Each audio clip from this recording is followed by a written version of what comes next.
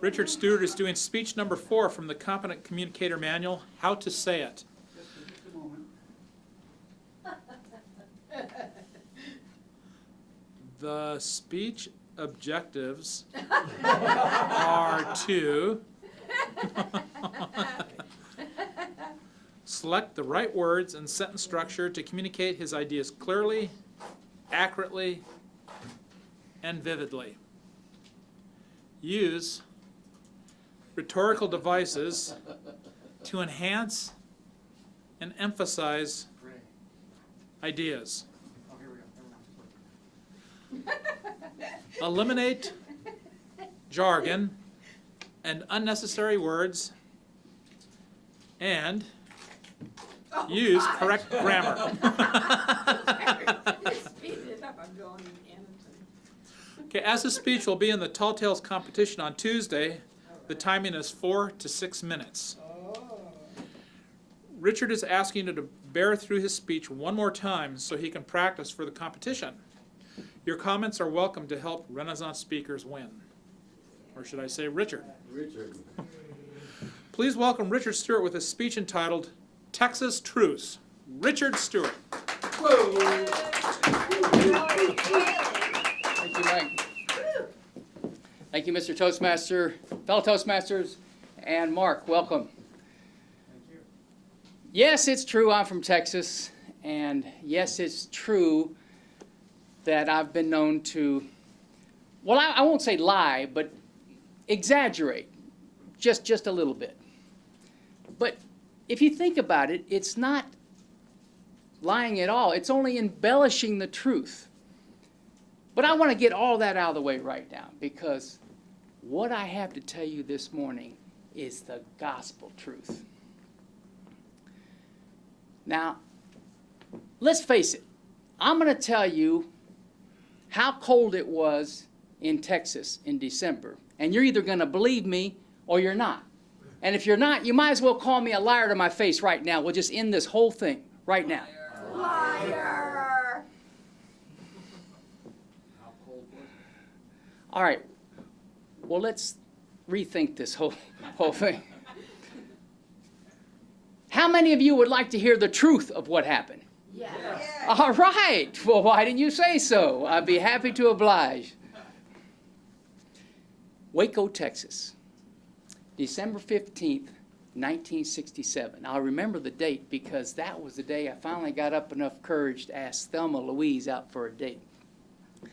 So I showed up on my John Deere tractor. I thought I'd surprise her and give her a treat. I'm going to take her to the Dairy Queen out across the field, only about 35 miles. And when I showed up, she came out the front door. She started complaining.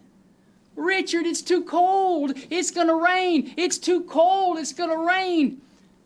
I finally talked some sense into her. I said, Thelma, it can't rain because those are snow clouds. That was funnier the first time I said it. Well, I finally convinced her to come on. She hopped on the tractor, and we were about halfway across. Let me tell you a little bit about Thelma. Thelma is, well, let's just say she's not the prettiest face at the picnic. In fact, she was a little hard to look at. But you know, halfway across that field, when that afternoon sunlight started glistening on the tiny little ice crystals that had caked up on her eyelids,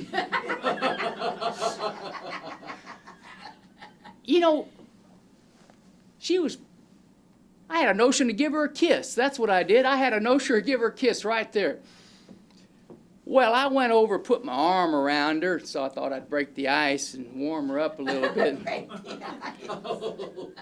She starts screaming at me. I mean, she was yelling and screaming and hollering. You'd have thought I was the devil in red, that she was just screaming. But all of a sudden, there was silence. No noise. But her mouth was still going up. I saw these white ice balls started coming out of her mouth.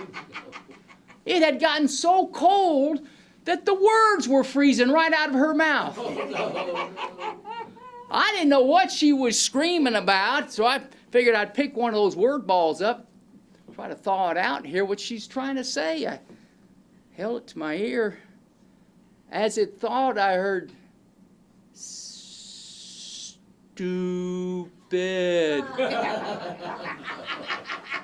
Well, obviously she thinks somebody's stupid, so I picked up another one. Idiot. Well, she was calling somebody an idiot, but I didn't know what she was saying. I figured I better take her over to Dairy Queen and get her an ice cream cone and cheer her up quick.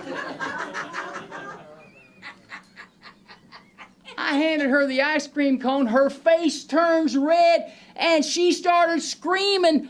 Well, these white ice balls started popping out like popcorn machine. I mean, they were coming out and hitting me. It was hurt. They were hard, and big ones, too.